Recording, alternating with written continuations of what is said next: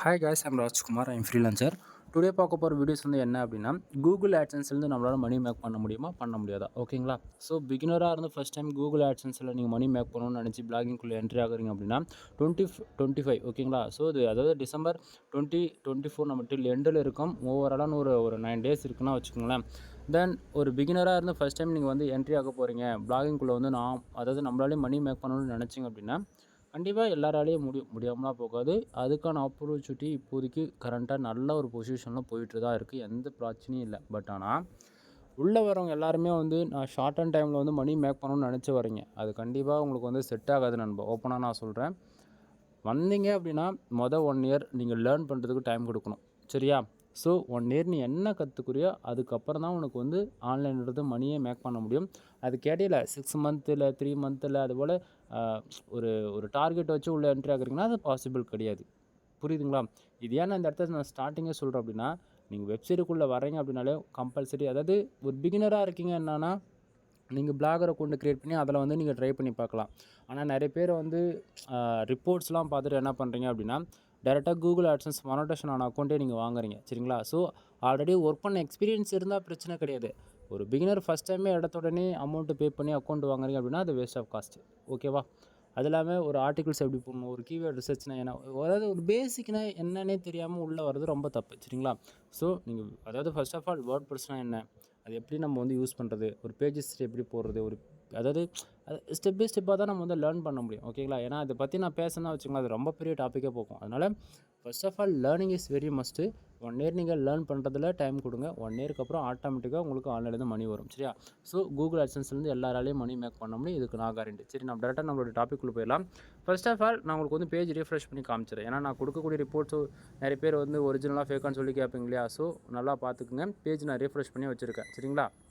சரி, இப்போ வந்து டுடே டாலர் நமக்கு எவ்வளோ கிடச்சிருக்கு அப்படின்னா 0.10 சென்ட்ஸ் வந்து நமக்கு வந்து இன்றைக்கி வந்து கிடச்சிருக்கு. சரிங்களா? தென் எஸ்டே அதாவது நேற்றுக்கு வந்து பார்த்திங்கன்னா 0.06 சென்ட்ஸ் வந்து நேற்றுக்கு வந்து கிடச்சிருக்கு. லாஸ்ட்டு 7 டேஸில் 0.64 சென்ட்ஸ் வந்து கிடச்சிருக்கு. ஓகேவா?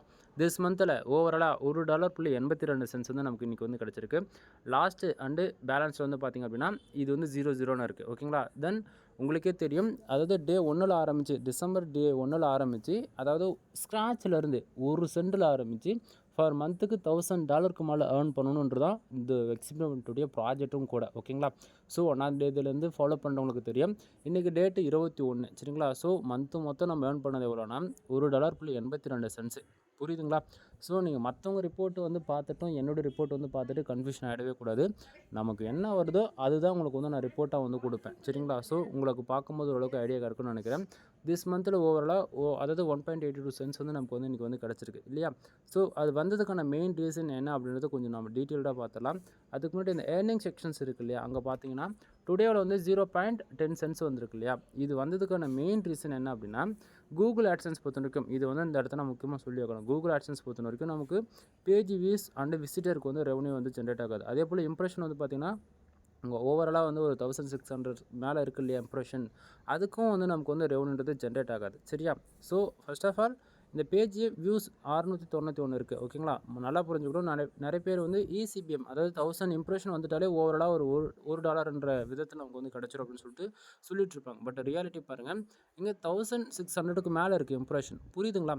ஸோ யூடியூப் மாதிரி வெப்சைட் வந்து ரியாக்ட் ஆகாது. புரியுதுங்களா? ஸோ இம்ப்ரெஷனுக்கும் ரெவன்யூ ஜென்ரேட் ஆகாது, பேஜ் வியூஸ்க்கும் வராது. ஸோ இங்கே பார்த்தீங்கன்னா ஆடு கிளிக்கு தான். கூகுள் ஆட்சன்ஸ் பொறுத்த வரைக்கும் பேஜஸ்க்கு ரெவன்யூ கொடுக்க மாட்டாங்க, இம்ப்ரெஷனுக்கு ரெவன்யூ கொடுக்க மாட்டாங்க. அப்போ எதுக்கு வருது அப்படின்னா வெப்சைட்டுக்கு ஓவராலாக ஒரு 700 யூசர்ஸ் ஃபார் டேவுக்கு என்ட்ரி ஆயிருக்காங்களா, அந்த 700 யூசர்ஸில் ஓவராலாக எவ்வளோ பேர் கிளிக்ஸும் வந்து பண்ணியிருக்காங்க. கிளிக்ஸ்னால் என்ன சொல்கிறோம் அப்படின்னா நம்ம கூகுள் ஆட்சன்ஸ் பொறுத்த வரைக்கும் மானிட்டேஷன் ஒன்று எலிஜிபிள்னா கண்டிப்பாக வந்து நம்ம வெப்சைட்டில் வந்து ஆட் வந்து ஷோ பண்ணுவாங்க இல்லையா? ஸோ அந்த ஆட்ஸ் வந்து ஒரு யூசர்ஸ் தெரிஞ்சோ தெரியாமல் வந்து கிளிக் பண்ணுறாரு அப்படின்னா அந்த கிளிக்கு வரக்கூடிய ரெவன்யூ தான் மேலே இருக்கக்கூடிய இந்த டுடே செக்ஷனில் வந்திருக்கக்கூடிய 0.10 சென்ட்ஸ். ஓகேங்களா? ஸோ இது வந்து எந்த கண்ட்ரிலேருந்து யூசர்ஸ் உள்ளே வராங்க, ஓவராலாக US, UK, Australia, Singapore, France, Qatar, Germany, இது போல் டயர் 1 கண்ட்ரிலேருந்து உள்ளே வந்து யூசர்ஸ் ஆட் கிளிக் பண்ணுறாங்கன்னா அதுக்கு வந்து நீங்கள் எக்ஸ்பெக்ட் பண்ணுறத விட ஓவராலாக 10 அதாவது 10x உங்களுக்கு வந்து ரெவன்யூ கிடைக்கணும் வச்சுக்கோங்களேன். பட் ஆனால் நமக்கு வரக்கூடிய ஆடியன்ஸ் ஃபுல்லி இங்கே பாருங்கள் கண்ட்ரீஸில் தெரியுதுங்களா, இந்தியா, ஸ்ரீலங்கா, தென் பாகிஸ்தான், அதேபோல் யுனைடெட் ஸ்டேட்ஸில் வந்து நமக்கு ஜஸ்ட் ஒரு இந்தியாவில் வந்து ஓவரால் யூசர்ஸ் வந்திருக்காங்க. இந்தியாவில் வந்து மட்டுமே ஓவரால் ஒரு அதாவது 700 கிட்டத்தட்ட ஓகேங்களா. ஏன்னா டைம் பார்த்தீங்கன்னா இப்போ வந்து 10:46 தான் ஆகுது. நமக்கு 2:00 வரைக்கும் டைம் இருக்குது சரிங்களா. ஸோ அது இன்னும் எக்ஸாக்டிங்காக 1 ஹவர் டைம் இருக்குன்றதால அது அப்டேட் ஆகணும். ஓவரால் 700க்கு மேலே கிராஸ் ஆகிடும். பட் ஆனால் இந்தியாவில் வந்து வரக்கூடிய மொத்த ஆடியன்ஸே இருக்கிறதால 5 கிளிக்கு ஓவராலாக 0.10 சென்ஸ் வந்து கிடச்சிருக்கு. கிளிக்ஸுக்கு எவ்வளோ கிடச்சிருக்கு அப்படின்னா ஓவராலாக 0.02 சென்ஸ் வந்து நமக்கு கிடச்சிருக்கு சரிங்களா. ஸோ இது உங்களுக்கு இன்னுமே கிளியர் கட்டாக சொல்லணும் அப்படின்னா நல்லா புரிஞ்சுக்கணும். 700 பேர் வெப்சைட்டுக்கு வந்திருக்காங்க. அதில் 5 பேர் வந்து ஆடு கிளிக் பண்ணியிருக்காங்க சரிங்களா. ஸோ 5 யூசர்ஸ் வந்து ஆடு கிளிக் பண்ணதால் நமக்கு 10 சென்ட் வந்திருக்கு. அந்த 10 சென்ட் எதனால் வந்திருக்கு அப்படின்னா பேஜ் RPM எவ்வளோ இருக்குது, 0.14 சென்ஸ் வந்திருக்கு. இது எதனால் வருது அப்படின்னா ஃபர்ஸ்ட் ஆஃப் ஆல் நம்ம ஒர்க் பண்ணக்கூடிய கண்ட்ரி, நாம் வந்து எதை ஒர்க் பண்ணுறோம், இந்தியா பேஸ் பண்ணி ஒர்க் பண்ணுறோம் தெரியுதுங்களா. ஸோ இந்தியாவில் வந்து அதிகமான ஆடியன்ஸ் வந்திருக்காங்க. தென் நீங்கள் எந்த கண்ட்ரி டார்கெட் பண்ணாலுமே சரி அந்த கண்ட்ரின்னு ஒன்று இருக்குது மெயின் ரோல். அடுத்ததான் என்ன கீவேர்ட்ஸில் ஒர்க் பண்ணுறோம். இப்போ நான் புள்ளி வந்து பார்த்தீங்கன்னா tech, health and fitness, then இன்சூரன்ஸ்லாம் பேஸ் பண்ணி ஒர்க் பண்ணுறேன் அப்படின்னா பட் நான் வந்து இப்போதைக்கு இந்தியா பேஸ் பண்ணி ஒர்க் பண்ணுறேன்னா நான் உங்களுக்கு எக்ஸாம்பிளுக்கு இந்த கீவேர்ட்ஸ் கொடுக்குறேன். அது ஃபுல்லி டயர் 1 கண்ட்ரியாக இருக்கும் புரியுதுங்களா. பட் நான் என்ன கீவேர்ட்ஸில் ஒர்க் பண்ணுறது நான் இப்போதைக்கு சொல்ல முடியாது. ஏன்னா அது வந்து நான் எக்ஸ்பெரிமெண்ட்டாக பண்ணிகிட்ருக்கேன். எப்போ நம்ம வந்து எதிர்பார்க்குற ரெவன்யூ கரெக்டான டைமில் வருதோ அப்போ உங்களுக்கு வந்து அதுக்கான கீவேர்ட்ஸ் என்னன்றதை நான் அதுவுமே நான் உங்களுக்கு வந்து சொல்லுவேன் சரிங்களா. சரி, இப்போது 0.14 சென்ஸ் நமக்கு வந்து கிடச்சிருக்கு இல்லையா. அப்போ அந்த 0.14 சென்ஸ் வந்ததுக்கான மெயின் ரீசன் என்ன அப்படின்னா ஒரு யூசர் எந்த கண்ட்ரிலேருந்து வந்து நமக்கு ஆடு கிளிக் பண்ணுறாங்கன்றது ரொம்ப ரொம்ப முக்கியம் சரியா. ஸோ நமக்கு இந்தியாவில் வந்து ஆடு கிளிக் நடந்தால் ரெவன்யூ வராதுன்றது நீங்கள் பார்த்தா உங்களுக்கு கண்டிப்பாக தெரிஞ்சிருக்கும்னு நான் நினைக்கிறேன். ஸோ இது ஃப்யூச்சரில் மாற்றிக்கிங்க. பட் ஏன் நம்ம இந்தியாவை டார்கெட் பண்ணி ஃபுல்லி ஒர்க் பண்ணுறோம் அப்படின்னு சொல்லி நீங்கள் கேட்டிங்க அப்படின்னா அதாவது இப்போ என் வீடியோஸ் பார்க்குறவங்க 90% வந்து நீங்கள் என்ன பண்ணுவீங்க, கண்டிப்பாக தமிழ்நாட்டிலேருந்து பார்ப்பீங்க. ஓவராலாக தமிழ் ஆடியன்ஸ் தான் நீங்கள் பார்ப்பீங்க. பட் ஆனால் நீங்கள் இடத்தோடனே இங்கிலீஷில் ஆர்டிகல்ஸ் ரைட் பண்ணி போடு அப்படின்னா கண்டிப்பாக போட மாட்டீங்க. பட் ஆனால் தமிழ் எழுதி போடலாம் ஓகேங்களா. ஸோ இங்கிலீஷில் ரைட் பண்ணுறதா இருந்தால் கூட ஒரு 100 வார்த்தை 300 வார்த்தையில் ரைட் பண்ணுங்கன்னா பண்ணுவீங்க. இது ஒரு 1000 வார்த்தையில் ரைட் பண்ணுங்கள், ஒரு 2000 வார்த்தையில் ரைட் பண்ணுங்க அப்படின்னா நீங்கள் பண்ண மாட்டீங்க இல்லைங்களா. ஸோ நமக்கு என்ன கேட்டகரியில் வருமோ அதை பேஸ் பண்ணி ஒர்க் பண்ணுறது தான் 1 இயருக்கான டாஸ்க்கு புரியுதுங்களா. ஸோ எனக்கு புரியல அப்படின்னா வீடியோ ஃபஸ்ட்டுலேருந்து பாருங்கள், கண்டிப்பாக புரியும் சரியா. சரி, இப்போது நாம் வந்து இந்தியா பேஸ் பண்ணி ஒர்க் பண்ணுறோம். ஸோ இந்தியாவிலேருந்து ஒரு யூசர் வந்து ஆடு கிளிக் பண்ணாங்கன்னா நமக்கு 0.14 சென்ஸ் எந்த இடத்த சொல்கிறேன் தெரியுதுங்களா. பேஜ் RPM இருக்கு இல்லையா, இந்த இடத்த சொல்லிகிட்டு இருக்கிறேன் சரிங்களா. ஸோ 14 சென்ட் வந்து கிடைக்க வேண்டிய இடத்த நமக்கு எவ்வளோ தெரியுமா கிடைக்கிது, கரண்ட்டாக இந்த டைமுக்கு 0.02 சென்ஸ் வந்து கிடைக்கிது ஓகேவா. அதுவே இப்போ இந்த பேஜ் RPM வந்து ஒரு $1000 இருக்குது. எப்படி $1000 இருக்குது. அப்போது CBC வந்து ஒரு $700 இருக்குன்னா ஒரு கிளிக்கு $700 கிடைக்கும் ஓகேங்களா. ஸோ இது உண்மைக்குமே கிடைக்குமான்னு கேட்டிங்கன்னா நண்பா ஃபஸ்ட் டைம் பார்க்குறவங்களுக்கு வந்து தெரியாது. ஆட்சன்ஸ் சம்மந்தமாக நம்ம சேனலில் ஓவராலாக 1000+ வீடியோஸ்க்கு மேலே நான் கொடுத்துருக்கேன் ஒன்று. தென் நம்ம ஃபார் டேவுக்கு $100 எடுத்து காமிச்சிருக்கோம், $500 எடுத்து காமிச்சிருக்கோம், $1000 கூட எடுத்து காமிச்சிருக்கோம். எல்லா வீடியோஸும் நம்ம சேனல் இருக்குது, செக் பண்ணி பாருங்கள் சரியா. ஸோ இப்போ வந்து பார்த்திங்கன்னா CBC எதை பொறுத்து வருதுன்னா நம்ம ஒர்க் பண்ணக்கூடிய கீவேர்ட்ஸ் பொறுத்து வருது ஓகேவா. அடுத்ததாக இம்ப்ரெஷன் 691 பேர், அதாவது ஒரு 700 பேருக்கு கிட்டத்தட்ட 1600 இம்ப்ரெஷன். அதாவது இம்ப்ரெஷன்றது ரொம்ப ஹையாக நல்ல ஒரு க்ரோத் ஆகிருக்கு நேற்றுக்கு இன்றைக்கும். நேற்றுக்கு இந்த இடத்த பார்த்தீங்கன்னா உங்களுக்கே தெரியும், கிட்டத்தட்ட 1080 பேர் நம்ம நேற்றுக்கு வந்து நம்ம வெப்சைட்டுக்கு வந்திருக்காங்க. ஆனால் வந்திருக்கிற இம்ப்ரெஷன் வந்து பார்த்திங்கன்னா வெறும் 879 இம்ப்ரெஷன் மட்டும் தான் நமக்கு வந்து கிடச்சிருக்கு ஓகேவா. அப்படின்னும் போது அப்போ அது குவாலிட்டி இது குவாலிட்டி என்ன நண்பா நல்லா புரிஞ்சுக்கணும். இம்ப்ரெஷன்ன்றது நம்ம வெப்சைட்டுக்குள்ளே எவ்வளோ நேரம் அவங்க இருக்கிறாங்கன்றதை பொறுத்து தான் நமக்கு இம்ப்ரெஷன்ன்றது கவுண்டரிங் ஆகும். அது இல்லாமல் ஆட்சன்ஸ் பொறுத்த வரைக்கும் ஆட்சன்ஸ் தனி, கூகுள் சர்ச் கன்சோல் தனி. கூகுள் சர்ச் கன்சோலுக்கு வரக்கூடிய இம்ப்ரெஷன் வந்து அது தனி டிபார்ட்மெண்ட். ஆட்சன்ஸில் வரக்கூடிய இம்ப்ரெஷன் எதை பொறுத்து வருதுன்னா நம்ம வெப்சைட்டில் வருது இல்லை இந்த ஆடு விளம்பரங்கள் அட்வர்டைஸ்மெண்ட்டு, அது பாப்பா ஆடாக இருக்கலாம், இல்லைனா வந்து ஆட்ஸில் சம் டைப்ஸ் இருக்குது ஓகேங்களா. ஸோ நீங்கள் அதாவது ஆட்ஸ் யூஸ் பண்ணுறீங்கன்னா அது ஆட்டோமேட்டிக்காக ஷோ பண்ணிடும். அது இடத்துக்கு தகுந்த போல் அது ரெஸ்பான்சிவாக அது வந்து பர்ஃபார்மன்ஸ் பண்ணும். அதுவே நீங்கள் மேனுவல் ஆட் யூஸ் பண்ணுறீங்கன்னா அந்த யூசர்ஸ்க்கு வந்து அவங்க ஆடே கிளிக் பண்ணால் கூட அந்த ஆடு பார்க்குற மாதிரி இருந்தால் மட்டும்தான் அந்த இம்ப்ரெஷன்றது ஹையாக வரும் புரியுதுங்களா. தென் ஒரு குவாலிட்டியாக உங்கள் வெப்சைட்டுக்கு ஒரு 1000 யூசர்ஸ் ஃபார் டேவுக்கு என்ட்ரி ஆகுறாங்க அப்படின்னா 6000 இம்ப்ரெஷன் நமக்கு கிராஸ் ஆகுதுன்னும் போது ஒரு நல்ல ஒரு பர்ஃபார்மன்ஸ் உங்கள் வெப்சைட் பண்ணதுன்றது அர்த்தம் சரிங்களா. ஸோ அந்த விதத்தில் நம்ம வெப்சைட்டுக்கு இன்றைக்கி ரேஞ்சுக்கு ஒரு 1610 பேர் வந்திருக்காங்க. 1610 இம்ப்ரெஷன் வந்து கிடச்சிருக்கு. தென் அது மூலிமா எனக்கு ஒரு ரெவன்யூன்றது ஒன்றும் கிடைக்க போகிறதில்ல. பட் ஆனால் பேஜ் CTR 0.72% இருக்குது. எந்த பிரச்சனை இல்லை, சைட் இப்போதைக்கு சேஃப் அண்ட் செக்யூராக இருக்குது. தென் பேஜ் CTR எப்போ டேவில் பார்த்தாலும் சரி, லாஸ்ட்டு 7 days பார்த்தாலும் சரி, லாஸ்ட்டு 28 days பார்த்தாலுமே பேஜ் CTRன்றது நமக்கு 10க்குள்ளே இருக்குது அப்படின்னா உங்கள் AdSense அக்கௌண்ட்டு ரொம்ப சேஃபாக அண்ட் செக்யூராக இருக்குதுன்னு அர்த்தம். ஓகேங்களா? ஸோ இந்த மந்த்து நம்ம டே 1ல் ஆரம்பிச்சு இன்னையோட 19 நாள் ஆகுது. 21 நாள் ஆகுது. தென் ஓவராலாக நம்ம வெப்சைட்டுக்கு 10,900 பேர் வந்திருக்காங்க. அதில் 100 ஆட் கிளிக் நடந்திருக்கு. 100 ஆட் கிளிக்கு 10,000 பேருக்கு கிட்டத்தட்ட 18,000 இம்ப்ரெஷன்ன்றது ஹை குவாலிட்டியாக நம்ம வெப்சைட்டுக்கு வந்து வந்திருக்கு. புரியுதுங்களா? ஸோ அதாவது இங்கே வந்து இது நான் அதாவது எப்படி சொல்கிறேன்னா, இது வந்திருக்கக்கூடிய மொத்த டிராஃபிக்குமே வந்து பார்த்திங்கன்னா 100% நமக்கு வந்து ப்யூர் ஆர்கானிக் தான். ஒரே பர்சன்டேஜ் கூட சோஷியல் மீடியா, இந்த இன்ஸ்டாகிராமு, ஃபேஸ்புக்கு, டெலகிராமு அந்தமாரி ஒரே 1% கூட நமக்கு சோஷியல் மீடியா டிராஃபிக்ன்றது கிடையவே கிடையாது. சரிங்களா? நமக்கு வரக்கூடிய மொத்த டிராஃபிக்குமே ஆர்கானிக் தான். ஓகேவா? ஸோ அதனால தான் நம்ம வந்து ஆர்கானிக்காக இருந்தால் மட்டும்தான் AdSenseல ரெவன்யூ வருமானு சொல்லி கேட்டிங்கன்னா, இது ஏன் நான் இப்படி இந்த இடத்த நான் அழுத்தமாக சொல்கிறேன் அப்படின்னா, ஆர்கானிக் டிராஃபிக் இருக்குன்னா இந்த வருஷம் இல்லை, அடுத்த வருஷம் கூட நமக்கு ரெவன்யூன்றது கன்ஃபார்மாக கேரண்டியாக கொடுக்க முடியும். பட் ஆனால் நீங்கள் சோஷியல் மீடியாவிலே நீங்கள் இருக்கீங்க, அதை தான் உங்களுக்கு வந்து ரொம்ப பெரிய சப்போர்ட்டாக நீங்கள் நம்பிட்டுருக்கீங்க அப்படின்னா, கூகுள் பொறுத்த வரைக்கும் 6 மந்த்துக்கு ஒன்ஸ் வந்து ஒரு கோர் அப்டேட் விடுவாங்க. ஓகேங்களா? கோர் அப்டேட்னா நமக்கு வரக்கூடிய ஆடியன்ஸை வந்து எப்படி இருக்காங்க, ஒரே ஐபியில் வந்து ஒரு ஆடியன்ஸ் திருப்பி வந்துட்டுருக்காங்களா, அது போலன்னு சொல்லிட்டு மோர் தென் ஏகப்பட்ட டைம்ஸ் வந்து கோர் அப்டேட்டில் வந்தபோது நம்மளுடைய வெப்சைட் வந்து பெனால்ட்டியில் போயிடும். புரியுதுங்களா?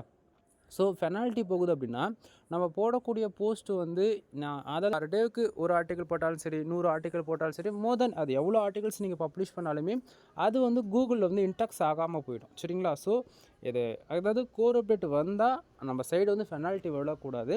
அதே சமயத்தில் AdSenseல பெஸ்ட்டாக பர்ஃபார்மன்ஸ் பண்ணோன்னா அதுக்கு வந்து அந்த கோர் அப்டேட் வரும்போது நம்ம சைட்டோடைய பர்ஃபார்மன்ஸ் குறையலாம். பட் ஆனால் ரெக்கவரி ஆகிடும். அதாவது ஆர்கானிக்காக யூசர்ஸ் வராங்கன்னா அது ரெக்கவரி ஆகிடும். புரியுதுங்களா? நீங்கள் ஃபுல்லாகவே சோஷியல் மீடியா டிராஃபிக் தான் நீங்கள் வந்து ரெகக்னைஸ் பண்ணி வந்து நீங்கள் இருக்கீங்க அப்படின்னும் போது உங்களுடைய சைட்டுக்கு வந்து ஃபுல்லி உங்கள் சைட்டுக்கு வந்து என்ன பண்ணுவாங்க அப்படின்னா, உங்கள் வெப்சைட்டில் இருக்கக்கூடிய பேஜ் ஆர்வியும் வந்து கம்மி பண்ணி விட்டுருவாங்க, சிபிசியுமே கம்மியாகிடும். அப்போ வந்து நமக்கு வரக்கூடிய ரெவன்யூ வந்து அந்த இடத்த ஒரு 100% வரக்கூடிய இடத்த வந்து 20% ரிசல்ட் கிடைச்சா போதுமா? ஓகேங்களா? ஸோ இந்தமாரி பிரச்சனைலாம் வராமல் இருக்கணும்னா 6 மந்த்துக்கு ஒன்ஸ் வந்து பேக் லிங்க் பில்டு பண்ணுறது, குவாலிட்டியான ஆர்டிகல்ஸ் வந்து அதிகப்படுத்திக்கிட்டே போய்கிட்டே இருக்கிறது. புரியுதுங்களா? ஸோ ஆர்டிகல்ஸ் பழைய ஆர்டிக்கலே இருந்தால் கூட அது நல்லா பர்ஃபார்மன்ஸ் பண்ணதுன்னா அது வந்து ரீஒர்க் பண்ணி அதை அப்டேட்டடாக வச்சுக்கிறதுன்னு சொல்லிட்டு இதுமாரி பல வேலைகள் செய்ய வேண்டியது இருக்கும். புரியுதுங்களா? ஸோ இப்போதைக்கு இனிஷியலில் தான் நம்ம இது வந்து பண்ணிகிட்ருக்கோம். பட் ஆனால் 21 நாளில் 10,000 பேஜ் யூஸ்ன்றது ஆர்கானிக்காக அது எந்த அளவுக்கு நம்ம பெஸ்ட்டு பர்ஃபார்மன்ஸ் கொடுத்துருக்குன்றது உங்களுக்கே பாருங்கள், புரியுன்றது. ஓகேவா? தென் இப்போது இதில் கண்ட்ரிஸ் வந்து உங்களுக்கு பார்த்தாச்சா? தென் இதை வந்து நான் அப்படியே எஸ்டடியோக்கு ஸ்விட்ச் பண்ணி காட்டுறேன். நேற்றுக்கு வந்ததுக்கான இது பார்த்திங்கன்னா இந்தியா, யுனைடெட் ஸ்டேட்ஸ் இதெல்லாம் பார்த்துச்சுன்னா ஓவராலாக 0.6 சென்ஸ் வந்து கிடச்சிருக்கு. சரிங்களா? தென் இதை டுடேக்கு மாற்றி காட்டுறேன். தென் ஒன் மோர் இப்போ பார்த்தாச்சுன்னா ஓரளவுக்கு ஐடியா கிடச்சிருக்கும். இது வந்து மேனுவலாக வச்சுருக்க ஆடுக்கு வந்து கிட்டத்தட்ட 47 இம்ப்ரெஷன் வந்து நமக்கு வந்து கிடச்சிருக்கு. சரிங்களா? அதுக்கு வந்து பார்த்திங்கன்னா ரெவன்யூ அதாவது கிளிக்ஸ் எதுவும் நடக்கலை, கிளிக்ஸ் நடந்தால் தானே ரெவன்யூ வர்றதுக்கு. சரிங்களா? தென் ரெஸ்பான்ஸ் ஆட் யூஸ் பண்ணியிருக்கோம். பிட்ரேட் அதாவது சிபிஎம் வந்து பார்த்திங்கன்னா ஒரு லாஸ்ட் 7 நாளில் வந்து 64 சென்ஸ் வந்து கிடச்சிருக்கு. இங்கே சொல்லிகிட்ருக்கேன், இந்த இடத்த சொல்லிகிட்ருக்கேன். சரிங்களா? 64 சென்ஸ் அது எங்கே ரிஃப்ளெக்ட் ஆகுதுன்னா 7 டேஸில் பாருங்கள் 64 இருக்கா, அதுதாங்க ரிஃப்ளெக்ட் ஆகிட்டுருக்கு. சரியா? தென் கிராஃப் ஷீட் பார்க்கும்போது ஓரளவுக்கு ஐடியா இருக்கும். டே டு டேட்டில் வந்து வாட்ச் பண்ணவங்களுக்கு தெரியும் நம்ம எப்படி கரெக்டான ரிப்போர்ட் கொடுக்குறோமா இல்லை வந்து வேறு ரிப்போர்ட் கொடுக்குறோமா அப்படின்றது அதுவுமே தெரியும், கன்ஃபார்ம் பண்ணிக்கலாம். சரிங்களா? ஸோ இந்த இடத்த வந்து என்ன தேவையோ அதை நான் பேஜ் வந்து பின் பண்ணி வச்சுருக்கேன். புரியுதுங்களா? ஸோ மற்றதெல்லாம் வந்து காமிக்கணும் அப்படின்னா என்னுடைய வெப்சைட் நேம் தெரியும், வெப்சைட் நேம் என்னால் சொல்ல முடியும். புரியுதுங்களா? சொல்லாமலாம் கிடையாது. பட் நம்ம $1,000 மந்த்துக்கு ஏர்ன் பண்ணுறோம் அப்படின்னும் போது கண்டிப்பாக நான் வந்து என்னோடய வெப்சைட் நேம் சொல்கிறேன்.